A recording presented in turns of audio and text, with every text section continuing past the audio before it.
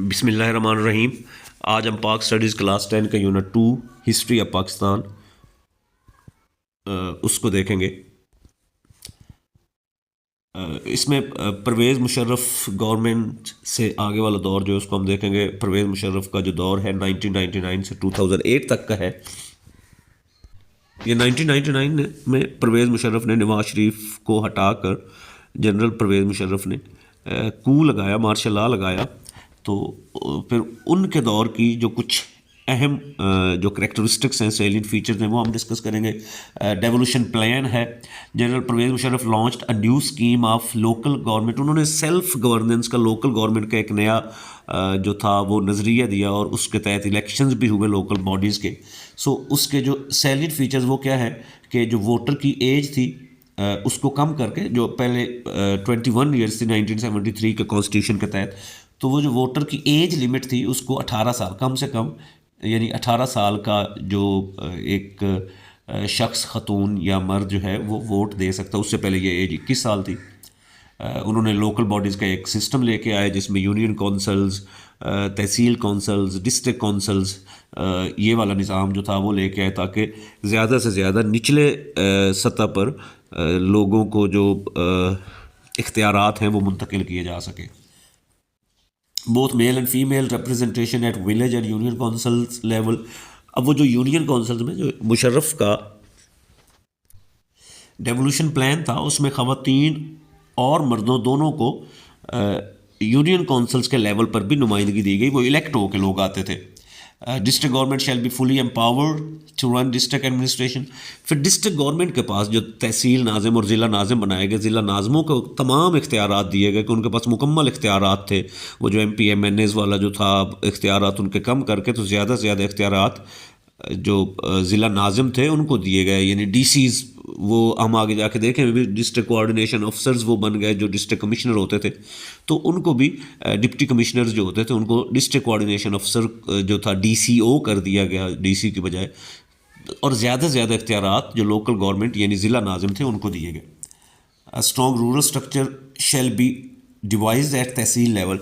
तहसीलों में यानी उसके पीछे प्लान ये था कि जो देहात हैं उनको बेहतर किया जाए ताकि बेसिक उसका मकसद था कि अर्बनाइजेशन कम से कम हो, शहरों की तरफ लोगों की जो नकल मकानी वो कम से कम हो। और उसमें यानी ये एक बड़ा कारगर एक सिस्टम था जो परवेज़ मुशर्रफ लेकर आए।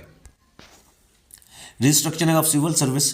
डिप्टी कमिश्नर जो थे, ये बेसिक वही है कि डिप्टी कमिश्नर जो था उनको रिप्लेस कर दिया गया।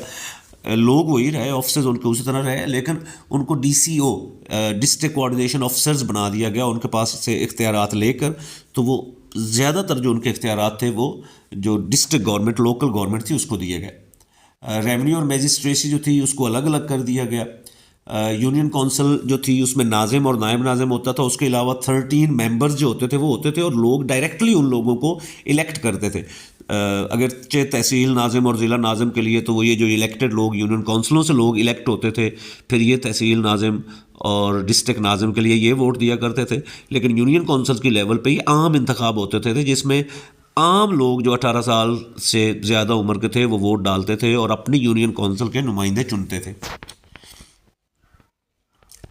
तहसील नाजिम और तहसील नायब नाजिम जो थे वो अगेन वही है कि उनको चुनने के लिए वही जो यूनियन काउंसिल से लोग होते थे, वो जो 13 members from each union council, उनके पास ये वोट का इख्तियार होता था कि वो उनको यहाँ पे इनडायरेक्ट इलेक्शंस हुआ करते थे।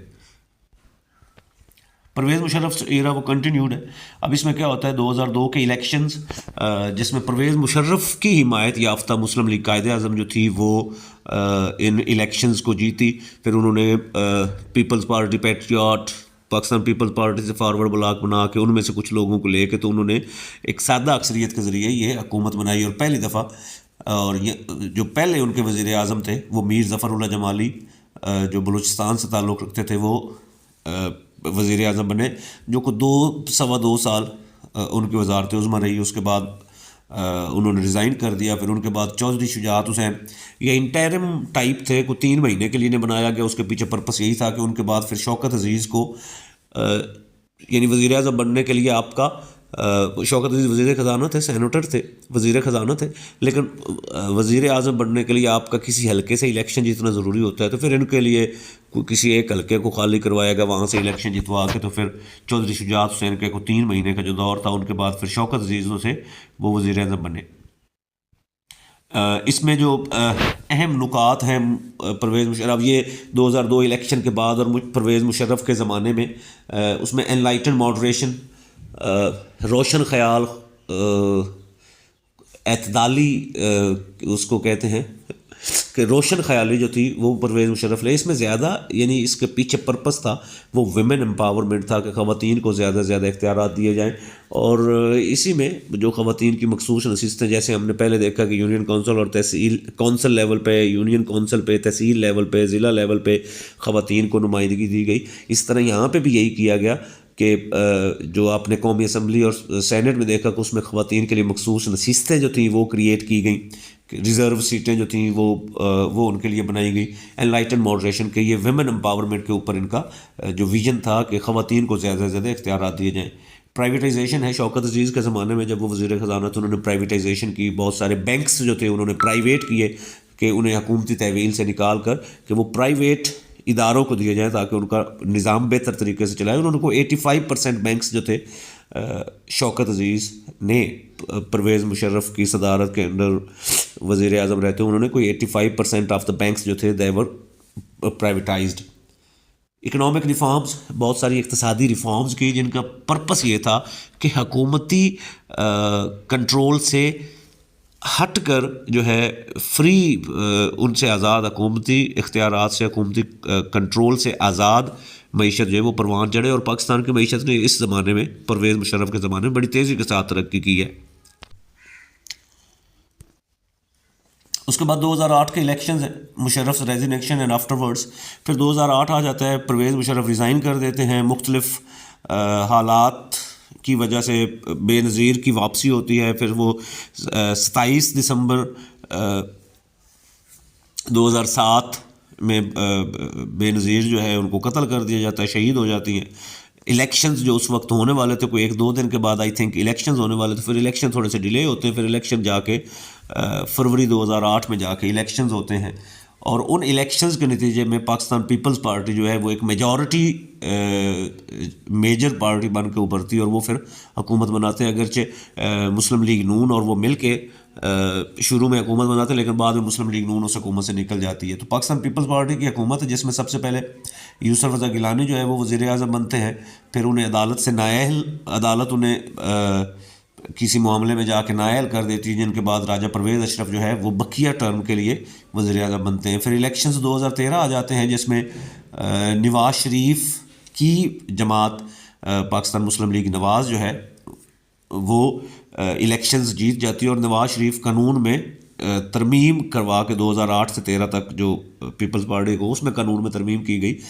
यानी उससे पहले ये था कि पाकिस्तानी 1973 के कॉन्स्टिट्यूशन के मुताबिक आप सिर्फ 2 दफ़ा वज़ीर आज़म रह सकते हैं, लेकिन फिर कानून में तरमीम की गई और फिर नवाज़ शरीफ तीसरी दफ़ा मुल्क के वज़ीर आज़म बनते हैं। लेकिन उनका ये दौर भी 5 साल फिर नहीं गुजरता, 2.5-3 साल के बाद वो पनामा लीक्स के तनाजुर में उनको नाअहल कर दिया जाता है, जिसके बाद शाहिद खाकान अब्बासी जो है वो बकिया मादा जो टर्म होती है उस इलेक्शंस की 2013 से 18 तक की, उसके लिए शाहिद खाकान अब्बासी जो है वो वज़ीर आज़म बनते हैं।